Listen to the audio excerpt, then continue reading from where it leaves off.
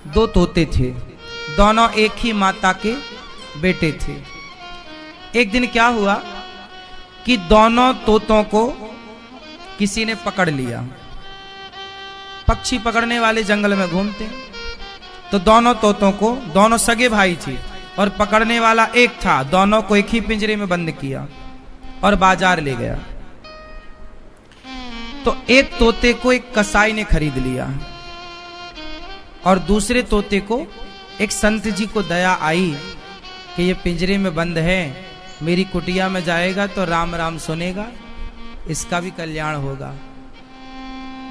तो एक साधु के कुटिया पे रहता, एक कसाई के घर पे। कसाई मारता, पकड़ो मारो काटो, तो तोता भी सीख गया, पकड़ो मारो काटो।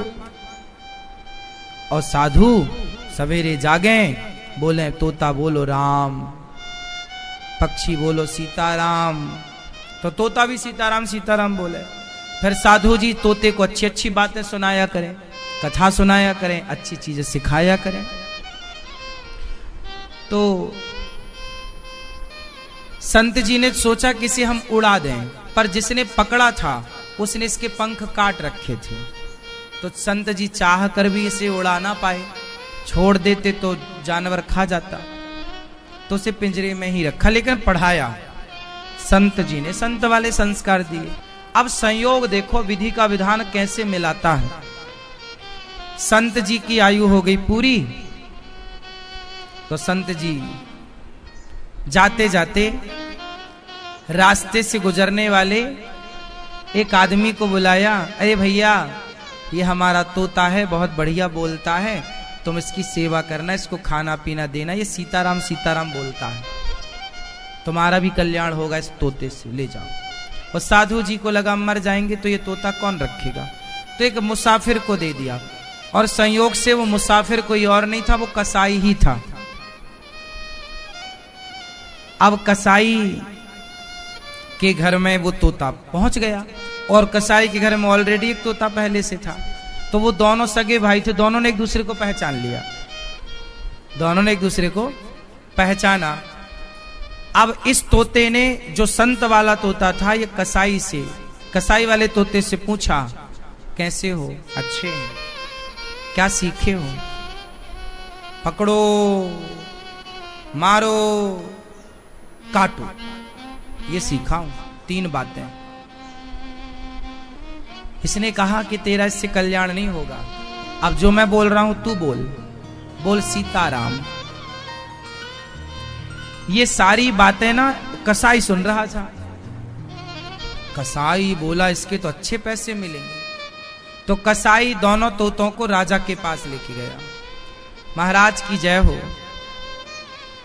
ये मेरे तोते हैं, आप चाहो तो खरीद लो। अच्छा, कितने का दिया? ये तोता तो है 1 रुपए का, ले लो आप। कसाई ने अपना वाला तोता 1 रुपए का, और ये जो दूसरा वाला है इसका 1 लाख रुपए लूंगा। राजा बोला पागल हो गया है तू, 1 रुपया और 1 लाख में अंतर नहीं समझता? हाँ महाराज खूब समझता हूं, दोनों तोते तो एक से हैं, अंतर इतना कैसे है? महाराज आप तो रख लो, 2-4 दिन रखना दोनों को, बाद में पैसा देना। आपको लगे कि ये इस लायक है तो देना, वरना वापस कर देना, मैं तोते ले जाऊंगा। अच्छा ठीक है, ये बात ठीक कही तुमने, पहले मैं 2-4 दिन रखता हूं, फिर कीमत बाद में दूंगा। राजा ने 1 रुपए वाले तोते को तो अपने द्वार के बाहर लटकाया, और जो 1 लाख रुपए वाला तोता उसको कमरे में रखा, अपने कमरे रूम में। देखो तो ऐसी क्या विशेषता है। अब जब राजा के कमरे में वो तोता था, वो साधु वाला तोता था, जैसे ही सवेरे का 4 बजा तो तोते ने संत जी से सीखा हुआ एक दोहा गाया। तोता एक दोहा गा रहा है। तोता बोला, तोते ने कहा राजा राजा सोकर क्या करे,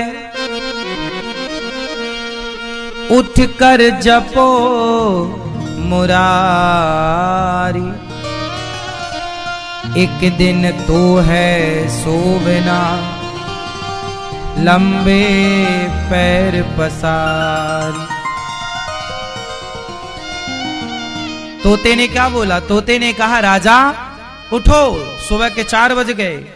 राजा सोकर अब क्या सो रहा है, ये जागने, उठ और उठकर जपो मुरारी, श्री कृष्ण गोविंद हरे मुरारी जपो जपो।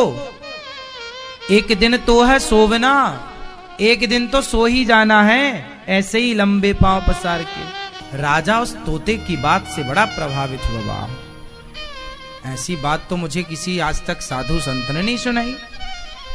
तोते के सामने हाथ जोड़ के बैठा राजा, और सुनाओ कुछ।